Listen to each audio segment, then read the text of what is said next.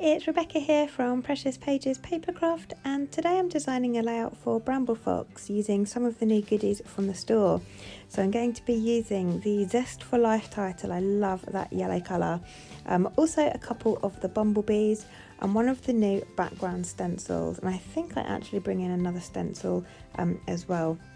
But this is that gorgeous Zest for Life title. I absolutely adore that. And as soon as I saw the yellow, it made me think of the Simple Vintage Lemon Twist collection, which I have loads of. It's one of my favourite collections. So I've pulled that out, and I've got some circles from the patterned papers in different sizes. And I'm just having a play now, trying to decide how I want them to sit on the page. I started off with a photo in the centre and all the circles kind of clustered around it, but wasn't really feeling that.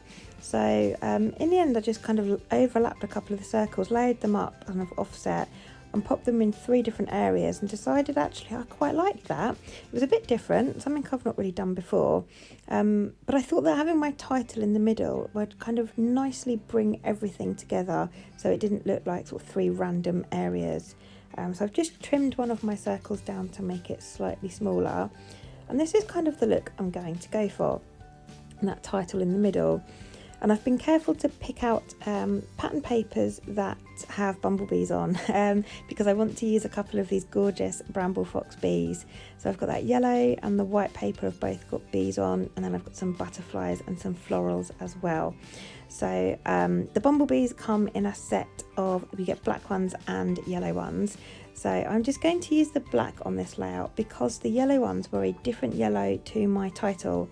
So I wanted to kind of keep the different yellows minimal, because the yellows in the pattern papers are also a bit different to the title. So I didn't want too many shades of yellow. So I've gone for the black bees.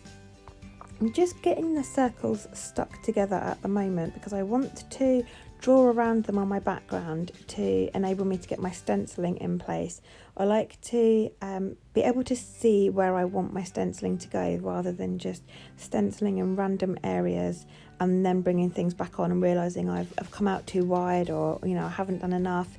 I just like to see the area I'm working with. So that's kind of how my layout is going to look. And this new star stencil I've got, it's so gorgeous. There are 4 new ones coming to the store. They might already be uploaded to the website before this video goes live. It all just depends on when things go live and when things get updated.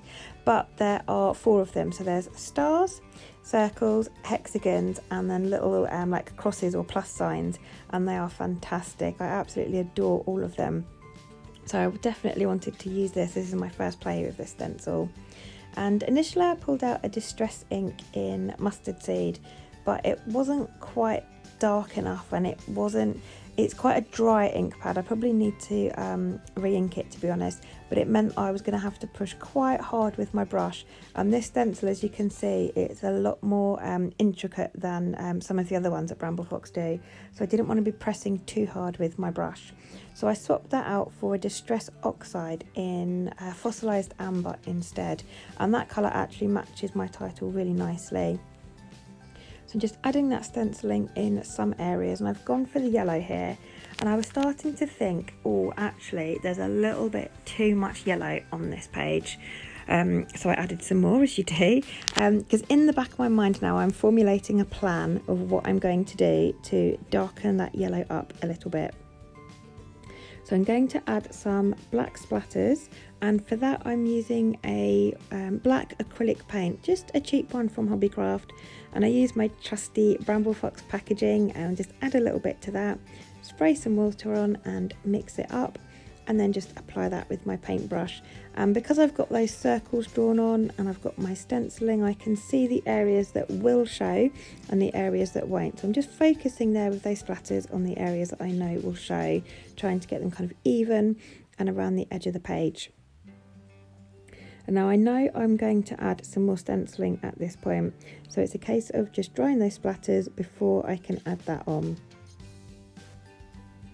And I've pulled out another stencil by Bramble Fox. This is Fox Cut number 53, I believe. And I've used this once before, and I absolutely adored how it looked on my background. So I've decided I'm going to add some small areas of this stenciling using a black ink. Now I've pulled out my Distress ink in Black Soot. It's not as dark as my Stays On ink, and the other reason I used this as opposed to my Stays On is because I knew Stays On would stain my stencil, and I just can't deal with that. So I've used my Distress ink, and I've not pressed too hard, so it's not really black stenciling, it's sort of almost grey if I'm honest, but it just breaks up that yellow a bit and brings in a bit of a darker tone in some areas, and I really love how that looks. And now I'm happy with that background, I'm going to go ahead and get things stuck down.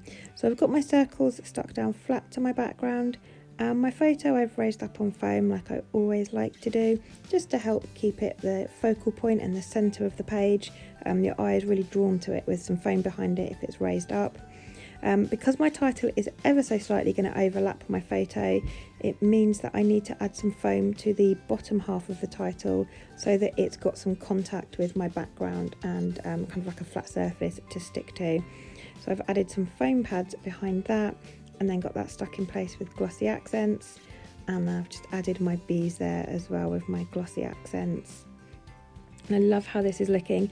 I'm actually not going to add a great deal more because I don't want to cover up all that stenciling, and I just love the minimalistic look of the page. All those lovely bright colours look really fresh against the white background. So I've just pulled out some of the floral die cuts from the Lemon Twist collection, and I'm actually just tearing the flower heads off of some of them because I don't want the whole thing, I just want a couple of flower heads. I've got lots of yellow and black on my background, but this gorgeous kind of like turquoisey blue colour appears in the darker pattern papers, so I wanted to have a little bit more of that on the page, and these flowers were a fantastic way to add that on. So I've just added a flower head and then a couple of like little foliage bits behind each of the floral cluster, the circle clusters. So I've got 3 areas. So this page is kind of like a triangle. I've got a triangle of circles, and then I've got the triangle of florals as well. And I'm just going to finish the page off with a couple of butterflies from the collection.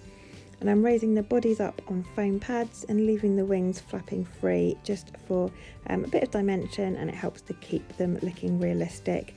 Once they go in an album they'll flatten out a bit, but if I ever want to bring this out and frame it or anything like that, I can just fluff those wings back up, and that's the finished layout.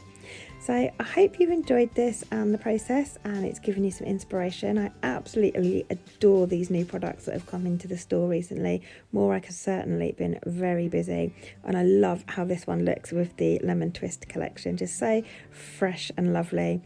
So thank you very much for joining me. I'll leave some links in the description box below for you to our Bramble Fox website, to our Facebook group Bramble Fox Friends, and also for our Foxbox subscription. So do head on over and check out the details of that. That is our monthly subscription box where you get a monthly box of goodies through your door. So I'll leave those links in the description below for you. But thanks for watching. I'll leave you with the last couple of close-ups, and I'll see you next time.